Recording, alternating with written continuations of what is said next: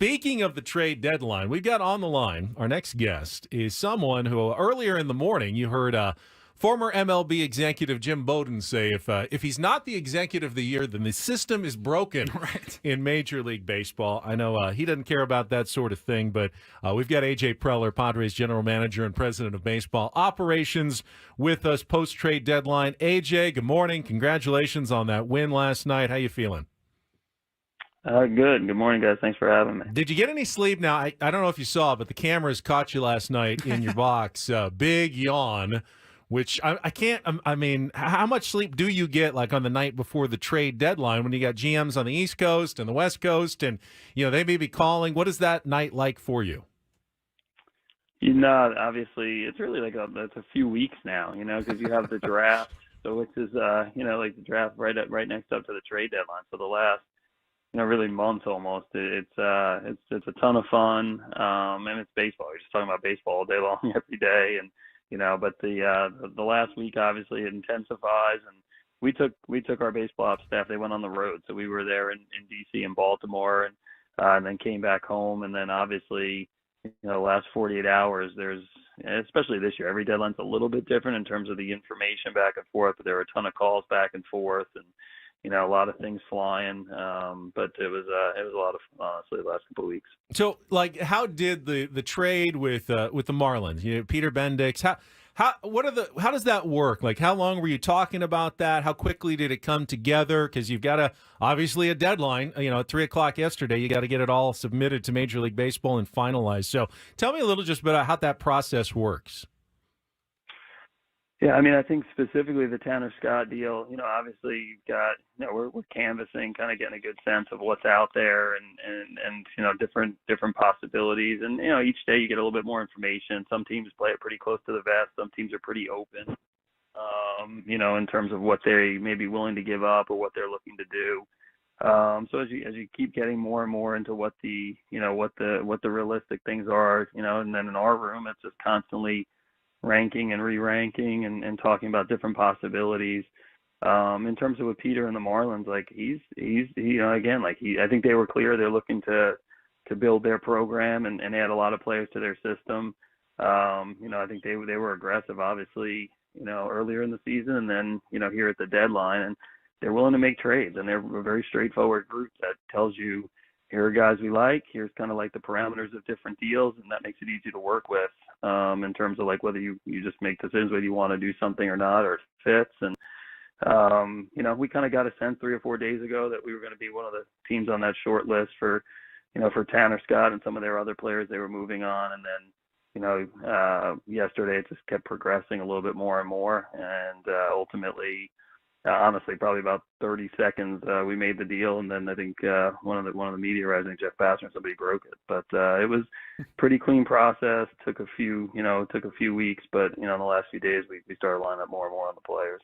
AJ, I heard what you said yesterday before the game about how the playoffs work and with the days off, and how important it is to have a lockdown bullpen. I think of kind of what the Phillies kind of had going the last couple of years in the playoffs with all the guys they can throw at you. Tell us kind of about the thinking behind how the playoffs now works with so many rounds, but not 7 games in 7 days. Why the bullpen is so critical. Yeah, I mean, I think any championship team you gotta have a lockdown bullpen. So I mean, I think that's always the case with. With most teams that go into October, these are going to be close games. You saw it last night. Teams that can kind of hold other teams down. It gave us a chance to get back into that game, and then late in the game, if you can shut down other teams' best players, I mean, it's a huge part of it. And then with the current playoff system, you're seeing it's just you get the extra round of playoffs, less off days. You've got to go to an extra starter. We saw that in the playoffs, a few years ago, where you've got to go to your 4th and 5th guys more than in the past. And a lot of times with that extra round and just the amount of games, a lot of teams are choosing to kind of go to their pens earlier and more often. So just having that depth, I think you look a few years ago, a lot of different ways to win, but it was kind of like if you could get 3 starters and probably about 3 pen guys that you could ride throughout the playoffs. Teams had some success doing that. Now, you got to have a lot more depth, and we just wanted to have as many weapons as possible and guys that could that could impact us against the really good lineups. We saw that in 22 when we beat the Mets and the Dodgers. Suarez, Hader, Garcia, Martinez, that whole crew was a huge part of it, and hopefully we have another group that Mike and Ruben can use, and those guys can get some huge outs for us in the next couple of months, and what's going to be a heck of a pennant race. Yeah, of course. Yeah, you got to get there first, to be well set up for the postseason. And I know a lot of people just asking about, what's going to happen now at the back end of the rotation. Obviously, you're hoping to get some guys back and healthy, but hope's not necessarily a plan. You did pick up Martin Perez. Tell me a little bit about Perez. Why him and not maybe some of the other options? Is there something you saw there that you think that he can be a useful piece for you the rest of the season? Yeah, I think, as we looked at it in different comments, we checked in on all the starters that were out there and had interest to different degrees in a lot of the starting options that were there. And ultimately just, we felt like the ability to go get Tanner Scott, Jason Adam, but then add, honestly, like a piece of that Marlin deal in terms of giving up the players we gave up was getting Brian Hoeing back, who, we think has the ability to fill different roles in our pen, and then Martin, I think, he's left-handed. He's been an all-star pitcher, in his career, got experience. He's kind of been through this, been on a world championship team. He still has 4 pitches, and we feel like he's a guy that Ruben and the pitching group can help out with some different things that we're gonna talk to him as well about. But he's kind of been through it before, and he's got real stuff. And again, I think for us, as we looked at it, with a deep pen, starters that have some experience, some moxie, left-handed, which is a nice compliment to our right-handed group, and can give us some innings. And then we know that, whether it's a Joe Musgrove or, looking at guys in AAA, Johnny Brito, Randy Vasquez's development, we've got some depth there in that area, and we're gonna obviously need it here in the next couple of months. Talking to Padres general manager A.J. Preller, and A.J., we talked to you enough to know you're about as open-minded as it comes in ways to improve your roster. So did you go into this deadline with the idea we weren't going to trade Ethan Salas or Leodalis DeVries, or were you even open-minded about that? I know you listened. You said you always want to see what other teams are saying and asking who they're asking about, but was that like the plan? Like, unless something shocking happens, we want to keep those 2 guys.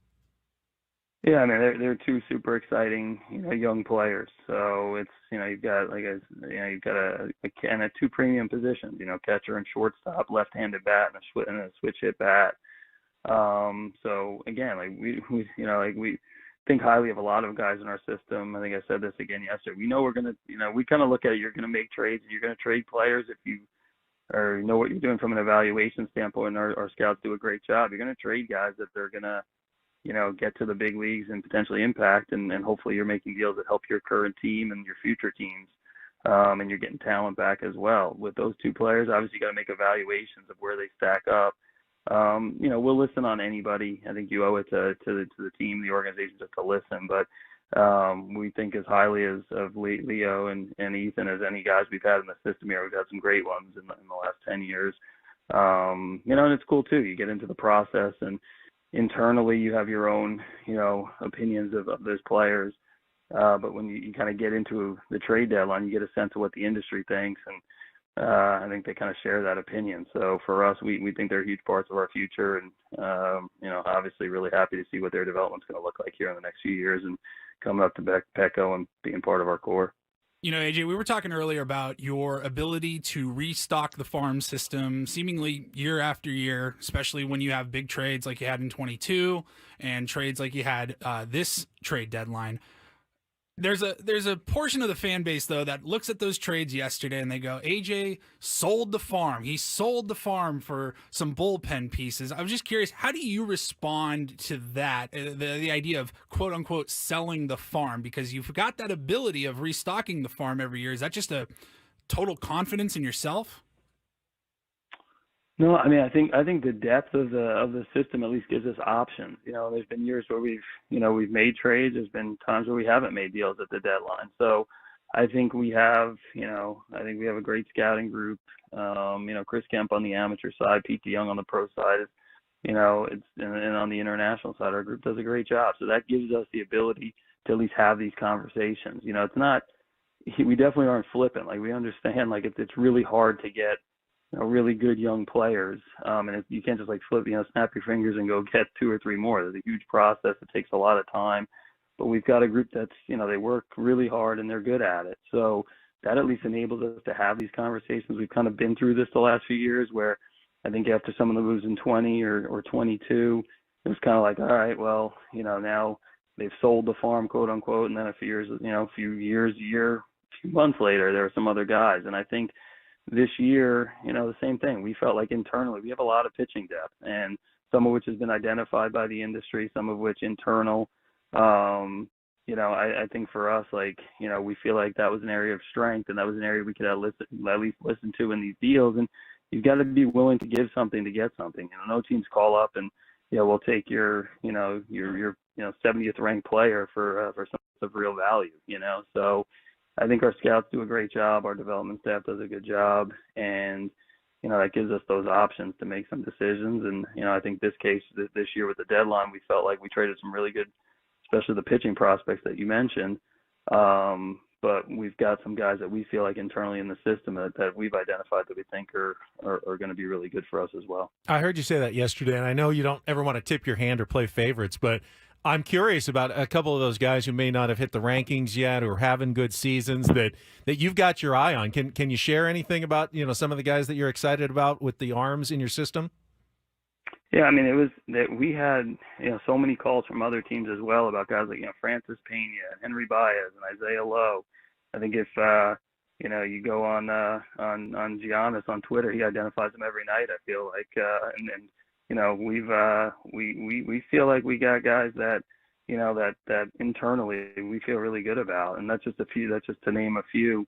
I think from our standpoint, again, like it's fun to watch the development of a lot of these guys, in our system.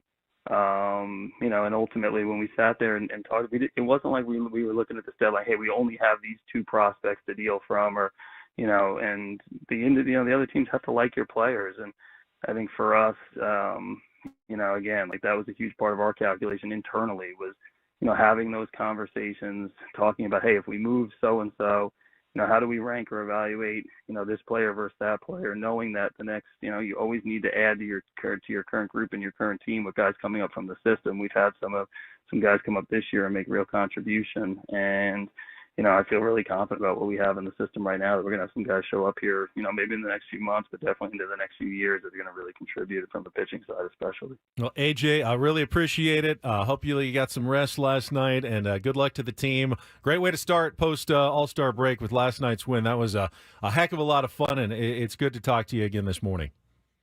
All right, appreciate it. Thank you.